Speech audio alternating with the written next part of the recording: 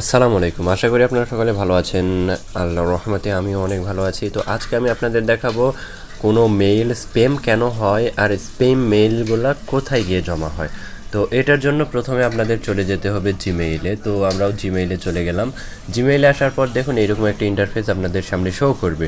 তো আপনাদের প্রথমে দেখাবো কিভাবে আপনারা স্প্যাম মেইলগুলা চেক করবেন বা কেউ স্প্যাম মেইল পাঠালে কোথায় গিয়ে জমা হয় সেটা দেখাবো। তো চলে যাই আমরা প্রথমে থ্রি ডট আইকনে ক্লিক করার পর আমরা একটু স্ক্রল করে নিচে চলে যাই। নিচে দেখুন এখানে স্প্যাম নামে একটি অপশান আছে, স্প্যাম। তো এই স্প্যামে ক্লিক করলে দেখুন এই স্প্যামে কোনো মেইল যদি কেউ করে থাকে বা আপনি কোনো মেইল যখন করবেন তখন যদি স্প্যাম হয় তো এখানে গিয়ে জমা হবে। তো স্প্যাম হওয়ার মেইন কারণটি কী?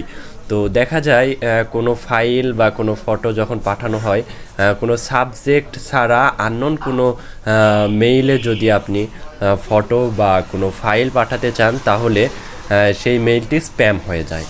তো যখন আপনারা কারো কাছে মেইল করবেন বা কোনো ফাইল পাঠাবেন তখন অবশ্যই সাবজেক্ট দিবেন। তো আমি আপনাদের দেখিয়ে দিই, এখানে কম্পোজ নামে যে অপশানটি আছে এখানে ক্লিক করবেন।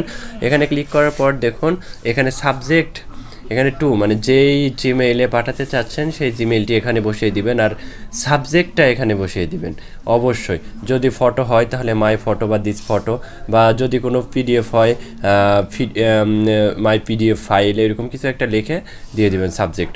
আর কম্পোজ মেইলে গিয়ে আপনি যদি হচ্ছে ফাইলের সাথে সাথে যদি কিছু লিখে দিতে পারেন, যেমন যদি বলেন হচ্ছে ফাইল, খালি শুধু ফাইল লিখলেন, এরপর যদি আপনি হচ্ছে এখানে অ্যাটাচ ফাইল করেন, অ্যাটাচ ফাইলে গিয়ে আপনারা হচ্ছে ফটো পাঠিয়ে দেন বা ফাইল পাঠিয়ে দেন, তাহলে মেইলটি স্প্যাম করে না। তাই আশা করি আপনারা বুঝতে পেরেছেন কী করলে আপনাদের মেইল স্প্যাম হবে না, বা আপনাদের কাছেও কেউ মেইল করলে সেই মেইল স্প্যাম বক্সে গিয়ে জমা হবে না।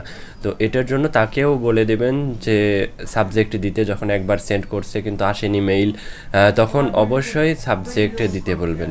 তাহলে আশা করা যায় আপনার মেইলটি স্প্যাম হবে না।